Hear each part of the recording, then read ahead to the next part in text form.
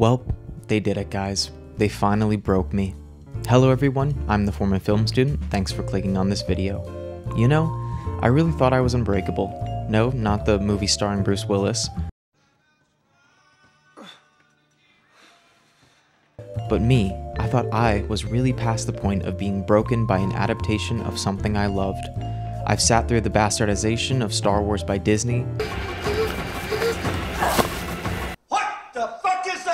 I didn't unalive myself after the 2019 Lion King remake. I killed Mufasa.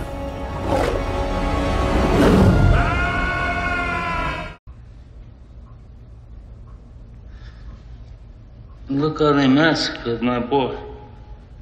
But I think Netflix's Avatar: The Last Airbender live-action adaptation finally broke my spirit. I don't want to be dramatic, I want to give the show some credit. It is leaps and bounds better than the M. Night Shyamalan film that was released a little over a decade ago. The action sequences are pretty well filmed and the bending looks pretty damn good. In terms of casting, they did a pretty good job, at least in terms of appearances, and there is clearly a lot of money put into this series.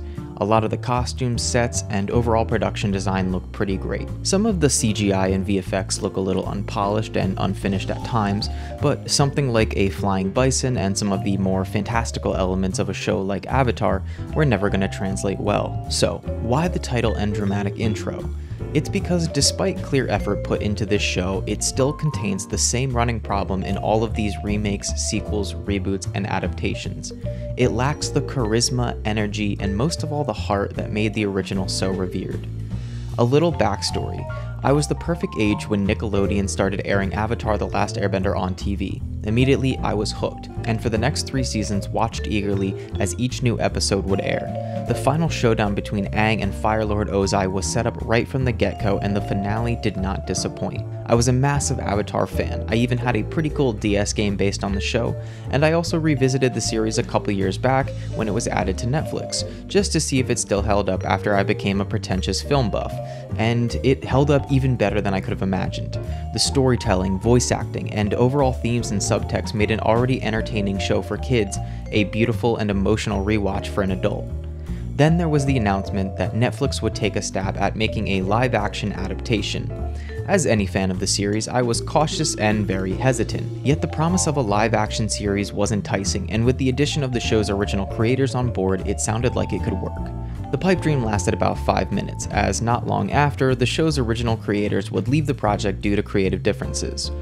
And all hope was kind of lost from there. Yet, I still went into the show hoping for the best. And, well, as mentioned, it's not clearly as bad as I and many others thought. The cast is clearly trying their best, and some of the visuals look quite nice. However, everything just feels wrong. I noticed while watching the series that there was one glaring issue that I couldn't ignore. I wasn't having fun. All the pieces in the live-action series are there. The casting is good, the fight choreography and bending look great. However, simply put, the show just lacks any of the personality and charm that the original animated series had.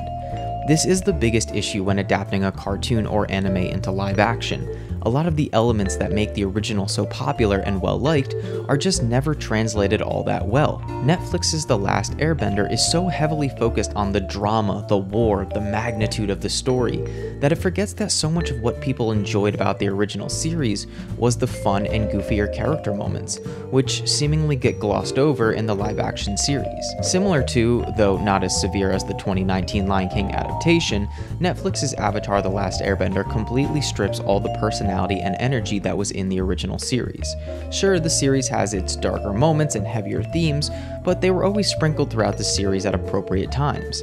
The live-action series is more focused on competing with series like House of the Dragon and trying to bring in that Game of Thrones crowd that the whimsical and fun identity of the original is just not present.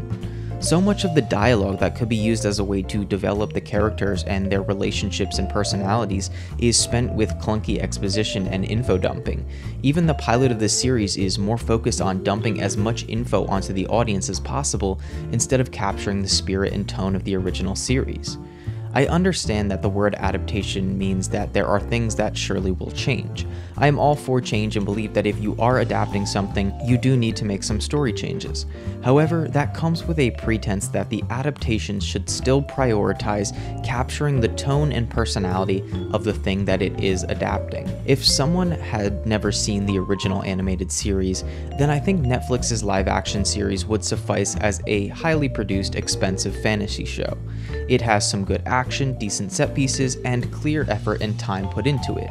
However, as someone who's a massive fan of the original, it just fails to tap into that fun, adventurous, energetic show that I grew up loving, loved years later as an adult, and will continue to cherish for years to come.